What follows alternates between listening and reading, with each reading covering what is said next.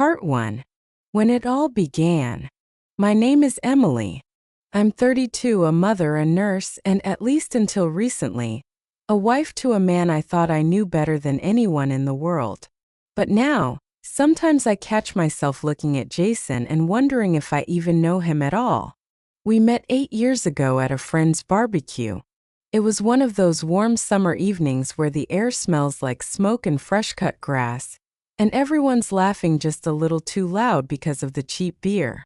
Jason stood by the grill flipping burgers wearing a faded blue t-shirt and that easy smile that made you feel like you'd known him forever. I remember how he walked up to me later that night, holding 2 paper plates piled with food.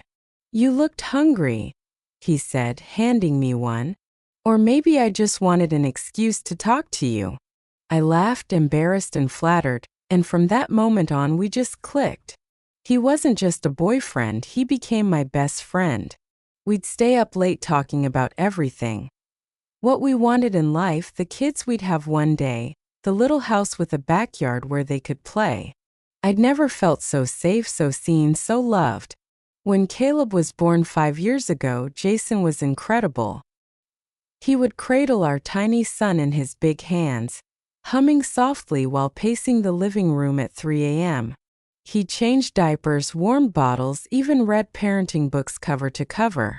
I remember once, after an especially brutal night where Caleb wouldn't stop crying, Jason looked at me with bloodshot eyes and said, "We'll figure it out together, Em. We're a team." And in that moment, I believed him with all my heart. That's the Jason I married, the man who promised me the world. But somewhere along the way, that Jason started to disappear. It didn't happen overnight. It was subtle, like a slow leak you don't notice until the whole floor's flooded. First, it was just a couple of hours of video games after work. No big deal, right? I figured everyone needs to unwind. It's harmless, I told myself. Better this than going out drinking with his buddies. He'd always been a gamer. I knew that when I married him, but it used to be something casual, something he did now and then. But then those hours stretched into late nights. Then came the weekends. I'll never forget the first Saturday it really hit me. Caleb was 3 then, running around the living room in his little dinosaur pajamas, clutching a toy truck in his tiny hands. "Daddy, come play with me," he squealed, giggling. Jason didn't even look up from the screen. He was sitting on the edge of the couch, headset on, muttering into the microphone. "Jason," I said sharply. No response.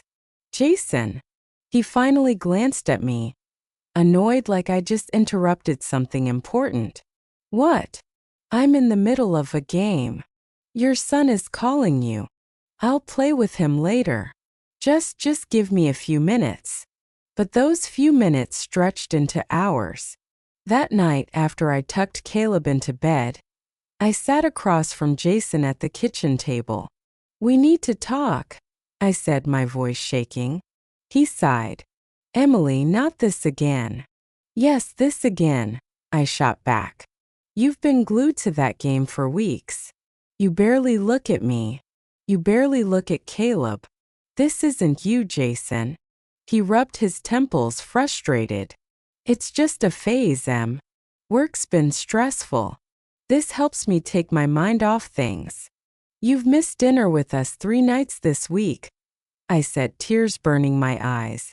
"Caleb asked me today why Daddy doesn't want to play with him anymore. Do you know how that feels?" Jason froze. For a moment, I saw a flicker of guilt in his eyes. But then he turned away. "I'll do better," he mumbled. "I promise." And I wanted to believe him. God, I wanted to believe him. But the promises didn't last. The nights grew later. Sometimes I'd wake up at 3 a.m. and see the blue glow of the TV spilling from the living room, hear the rapid clicking of buttons and Jason's muffled voice talking to strangers online. He'd stumble into bed at dawn, reeking of energy drinks, and sleep half the day away. Meanwhile, I carried the weight of everything. Work, the house, raising Caleb, alone. The man who once swore we were a team had become a stranger I shared a roof with. And the worst part? I wasn't sure how much longer I could pretend it wasn't destroying me. Part 2. The decline. I used to think of our home as a safe place. A place where, no matter how hard my shifts at the hospital were, I could come back, breathe in the smell of clean laundry and Jason's favorite cedarwood candle, and know I was okay. Now I walk through the door and feel like I'm stepping into someone else's life. A life I don't want. The living room is the worst. The once soft beige carpet is now littered with crumbs and sticky spots that never seem to come out no matter how hard I scrub. The coffee table, which I used to decorate with a small vase of fresh flowers, is buried under empty energy drink cans, fast food wrappers, and game controllers tangled in their cords like snakes. There's an old pizza box shoved against the wall, greasy fingerprints on the TV screen, and the faint, constant hum of Jason's console, my new soundtrack to life. The smell is unbearable some days. Stale food, sweat, and that sour metallic tang of spilled energy drinks.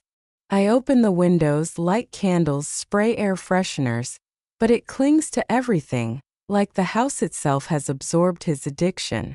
And Jason doesn't even notice. He used to be so full of life. He was the kind of man who woke up early on Saturdays to mow the lawn, who loved making breakfast for Caleb, who would actually ask me how my day was and really listen to my answer. Now he barely leaves the couch. His once athletic frame has softened, his t-shirt stretching tight over a growing belly. His skin looks gray, his hair greasy, and his eyes, those beautiful blue eyes that used to light up when I walked into a room, are now bloodshot and dull, fixated on whatever game he's lost himself in. He wears the same sweatpants for days. Sometimes I wonder when was the last time he actually showered. I've tried to help him. I've begged him.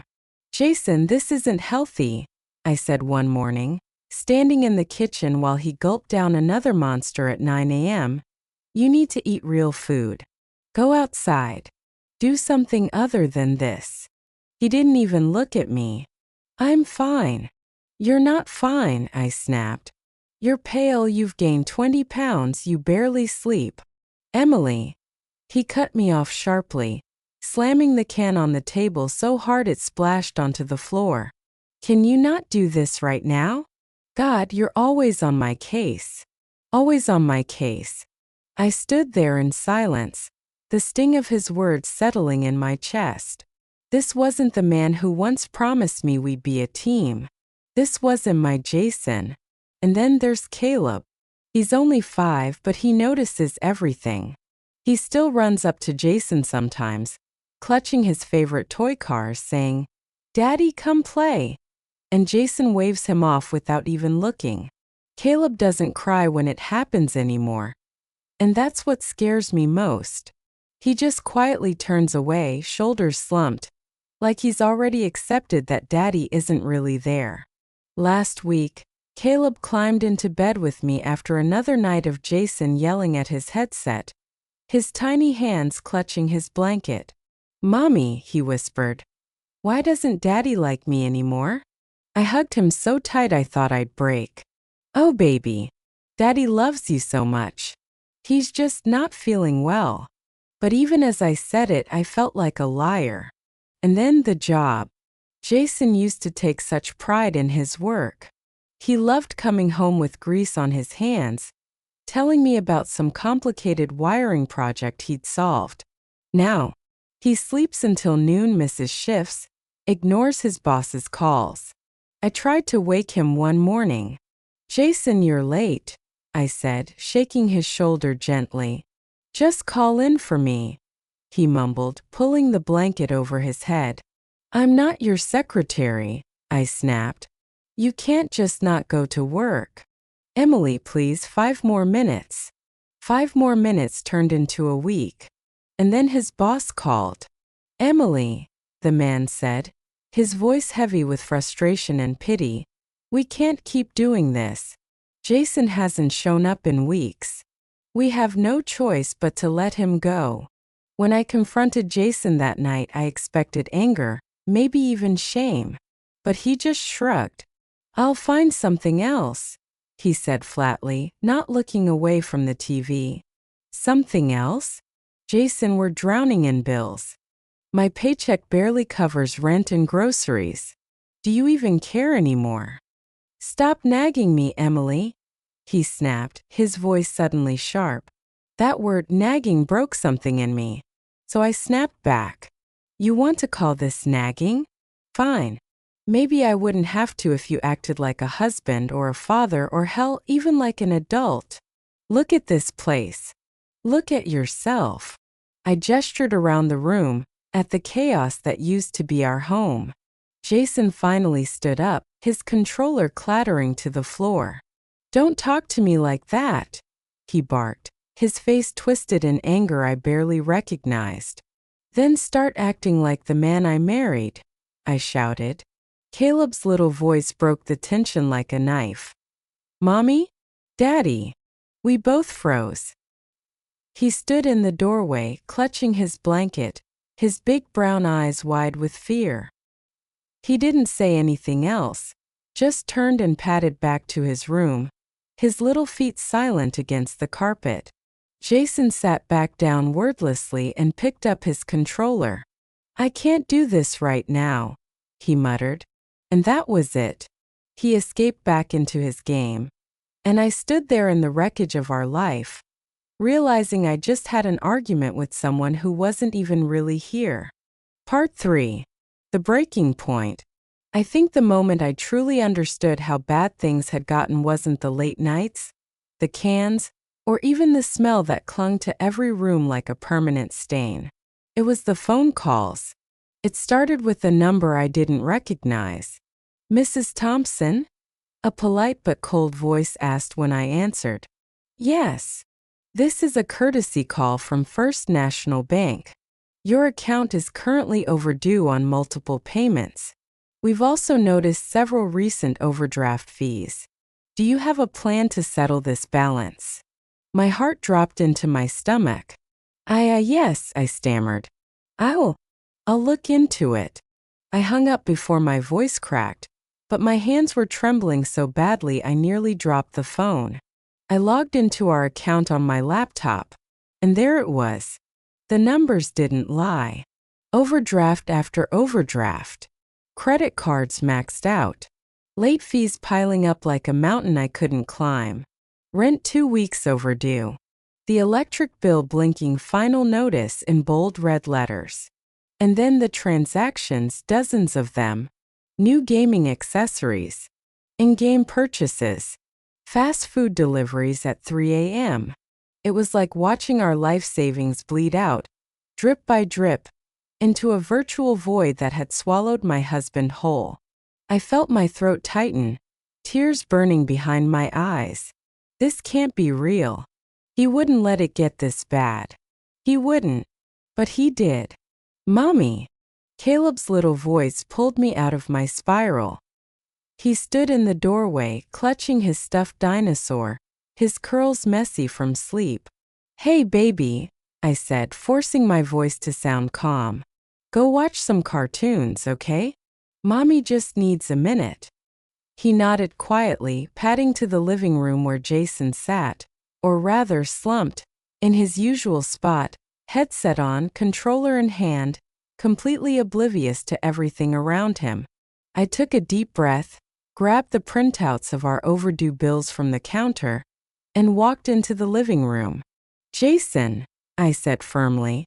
Nothing. Jason. I raised my voice. He flinched slightly, pausing his game just long enough to pull off one side of his headset. What? He said, annoyed. I held up the bills, my hands shaking. Do you know what these are? He glanced at them briefly. Bills. Yeah, I'll get to them. Get to them? Jason, the bank just called me. We're overdrawn. The credit cards are maxed out. We're 2 weeks late on rent. And you're buying what? More video game crap? Food deliveries at 4 in the morning. Emily, relax, he muttered, eyes already drifting back to the screen. Relax. I snapped. You want me to relax while we lose everything we've built? While I'm killing myself working 12-hour shifts just to keep us afloat, and you sit here. Here we go, he muttered, throwing his head back. The nagging. Always the nagging. That word. I saw red. Nagging. My voice was shaking now. Jason, I am trying to save this family while you destroy it one energy drink and one purchase at a time. You don't work, you don't help with Caleb, you don't even sleep like a normal person anymore. Jason stood up so quickly the cans on the coffee table toppled to the floor with a metallic clatter. You think I don't know I've screwed up? He yelled, his face red, veins bulging in his neck. You think I don't hate myself every damn day? For a moment I saw it, the shame, the self-loathing buried under all his anger. But it wasn't enough. Then do something about it. I yelled back, tears streaming down my face. Get up. Get help. Be the man I married. Be the father Caleb needs. Because right now, I don't even know who you are anymore. He clenched his fists, his jaw tight. You don't get it, Emily. The game. It's the only place I don't feel like a failure. Out there, I can't do anything right. In here, I win. His voice cracked on that last word. And for a second, I didn't see a husband or a father. I saw a broken boy hiding from the world in the only place he still felt in control. Caleb's voice broke the moment. Mommy? Daddy? We both turned. He stood in the doorway, his little dinosaur clutched against his chest, eyes wide and wet. Are you mad at Daddy? I crouched down, wiping my face. No, baby, I said softly. Mommy and Daddy are just talking. Jason didn't say a word. Caleb shifted uncomfortably. Can we go to the park today? Please. I swallowed hard. Go put on your shoes, sweetheart. When Caleb left, I turned back to Jason. This ends now, I said, my voice low but steady. Either you get help or Caleb and I are gone. His eyes flickered. Anger, disbelief, maybe even fear. You wouldn't. Try me. I dropped the bills on the table, their red letters staring back at him like an accusation, and walked away before he could respond. I locked myself in the bathroom, sat on the cold tile floor, and buried my face in my knees. And for the first time since this nightmare began, I felt something besides fear. Resolve. Because I knew I wasn't bluffing. Part 4. The choice. I woke up before the sun, but I hadn't really slept. I just lay there all night, staring at the ceiling, my mind racing. Every creak of the house, every car passing outside, every soft snore from Jason beside me made me more aware of what I was about to do. The duffel bag sat at the foot of the bed, half-packed. Just looking at it made my chest tighten. I wanted to stay. God, I wanted to stay. To believe that the man I married was still in there somewhere, buried under the exhaustion, the addiction, the guilt. But wanting wasn't enough anymore. I rolled out of bed as quietly as I could. Jason stirred but didn't wake. He was still wearing yesterday's clothes, his t-shirt twisted, his hair plastered against his forehead with sweat.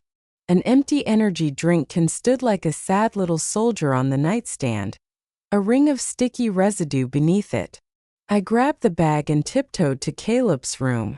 He was curled up with his dinosaur plush, the one he never let go of even at daycare. I brushed a hand over his hair and felt a pang so deep I had to bite my lip to keep from crying. How did it come to this? I remember when Jason used to wake Caleb up on Saturdays, lifting him high in the air and spinning him around until he giggled so hard he couldn't breathe.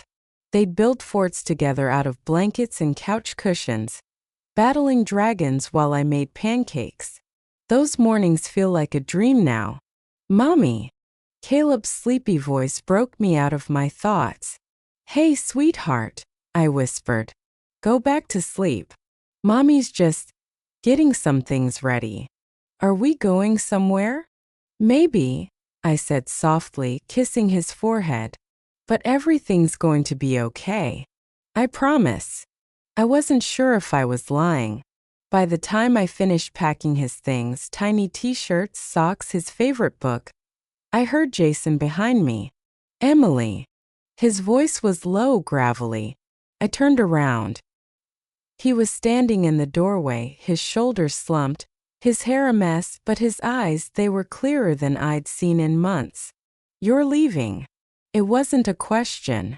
I don't know, I admitted. I can't stay here like this anymore. He stepped into the room, his hand dragging along the doorframe like he needed it to hold himself up. You don't have to do this, he said.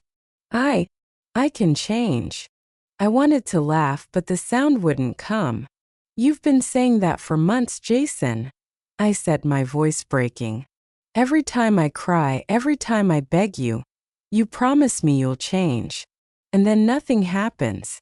I can't do this anymore. Caleb can't do this anymore. He winced at Caleb's name. I don't even know how to fix this, he said quietly. But I want to try. I'll quit the games. I'll get help. Whatever it takes. For a moment I almost believed him.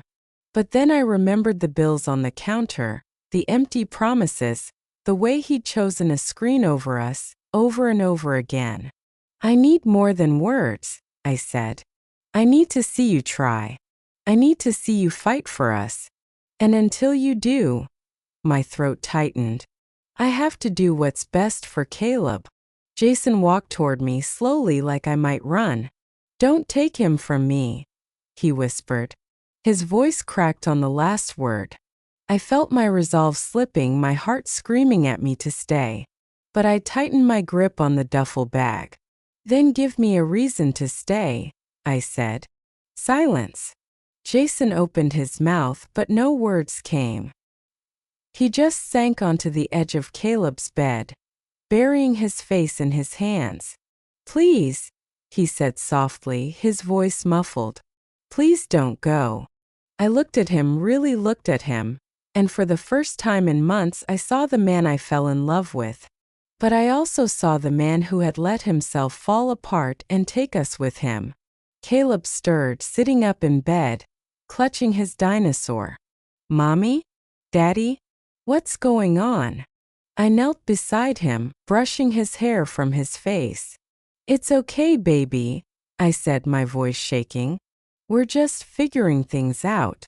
Jason reached out, resting his hand gently on Caleb's back. He looked at me, his eyes glassy, desperate. Emily, please. One more chance. I'll prove it. I'll get help. I didn't answer.